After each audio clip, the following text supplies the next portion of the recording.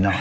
ما كاين حتى شي حاجه اهم من الماء. ولكن شحال هو العمر ديال الماء في الارض؟ وواحد الحاجه اخرى، حنا عارفين ان الشمس اقدم من الارض، غير هو واش فراسك ان الماء اقدم من الشمس اللي بنفسها اقدم من الارض؟ كيفاش؟ طبق معك هذيك اللايف. الكون بصفه عامه كان كيتواجد فيه الماء قبل ما تكون الشمس، وكان الماء بالضبط كيتواجد في السديم اللي هو منين تكونت الشمس، واللي كتعتبر انه كان موجود قبل ما يتواجد النظام الشمسي بنفسه، يعني قبل من دابا باكثر من مليون سنه. والسديم بالمناسبه هو واحد الغبار اللي كيتكون من الهيدروجين والهيليوم ومنتشر في الكون كامل، واللي كيتكون مباشره من بعد انفجار النجوم. والعديد من الدراسات اللي دارت مؤخرا اكدت ان النصف ديال الكميه ديال الماء الموجود دابا اللي كنغسلوا به وكنشربوا به كانت موجوده قبل ما تواجد الشمس. والسبب علاش هذا الماء ما عندوش شي طعم زوين هو بسبب انه كيتكون من ذرات الاكسجين والهيدروجين اللي ما فيهاش مواد دائبه اللي تقدر تحفز براعم التذوق، في نفس الوقت العلب او القنينات اللي كيأثروا على الطعم ديال الماء، وايضا لانه قديم بملايين السنين. يعني تقدر تقول ان الماء